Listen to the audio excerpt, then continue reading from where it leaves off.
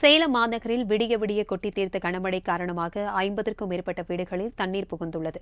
இதுகுறித்தான கூடுதல் தகவல்களை எமது செய்தியாளர் சுதன் வழங்க கேட்கலாம். வணக்கம் சுதன், இதுகுறித்தான விவரங்களை பகிர்ந்துக்கோங்க.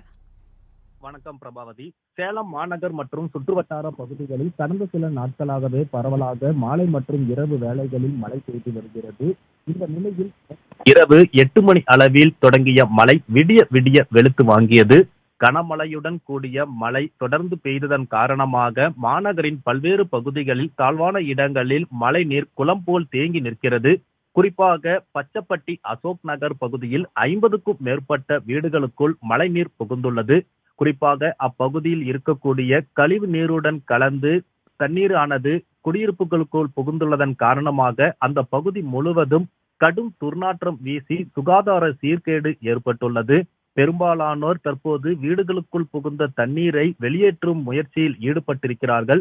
நள்ளிரவில் குடியிருப்புகளுக்குள் தண்ணீர் புகுந்ததன் காரணமாக மழைநீரிலிருந்து அரிசி, பருப்பு உள்ளிட்ட அத்தியாவசிய பொருட்கள், நோட்டு புத்தகங்கள் உள்ளிட்ட பொருட்களை பாதுகாக்கும் பணியில் பொதுமக்கள் ஈடுபட்டதன் காரணமாக விடிய விடிய தங்களது தூக்கத்தை தொலைந்து தற்போது கடும் அதிர்ச்சியில் இருக்கிறார்கள். கனமழை காரணமாக பல்வேறு சிரமங்களை பெரும்பாலானோர் சந்தித்திருக்கிறார்கள்.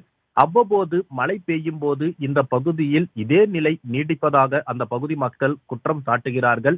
இது குறித்து மக்கள் பிரதிநிதிகளுக்கோ மாநகராட்சி நிர்வாகத்திற்கோ தகவல் தெரிவித்தும் தற்போது வரை வீடுகளுக்குள் புகுந்திருக்கக்கூடிய தண்ணீரை வெளியேற்றுவதற்கு எந்த ஒரு அதிகாரிகளும் வரவில்லை என குற்றம் சாட்டுகிறார்கள். எனவே அடிக்கடி மழை காலங்களில் இதே நிலை இருப்பதால் இதற்கு நிரந்தர தீர்வு ஏற்படுத்துவதற்கு மாநகராட்சி நிர்வாகம் நடவடிக்கை எடுக்க வேண்டும் என்கிற கோரிக்கையும் முன்வைத்திருக்கிறார்கள். குறிப்பாக இந்த பகுதியில் மழைநீர் வடிகால்கள் முறையாக தூர்வாரப்படுவதில்லை எனவும், அதன் காரணமாகவே அவ்வப்போது மழை பெய்யும் போது மழைநீர் செல்ல வழி கிடைக்காமல் சாலைகளில் தேங்கி வீடுகளுக்குள் புகுந்து விடுவதாகவும் இந்த பகுதி மக்கள் குற்றம் தெரிவித்திருக்கிறார்கள். எனவே அந்த பகுதியில் இருக்கக்கூடிய மழைநீர் வடிகால்வாய்கள் முறையாக தூர்வாரப்பட வேண்டும் என்பது அந்த பகுதி மக்களுடைய கோரிக்கையாக இருக்கிறது. பிரபாவதி, தகவல்களுக்கு நன்றி சுதன்.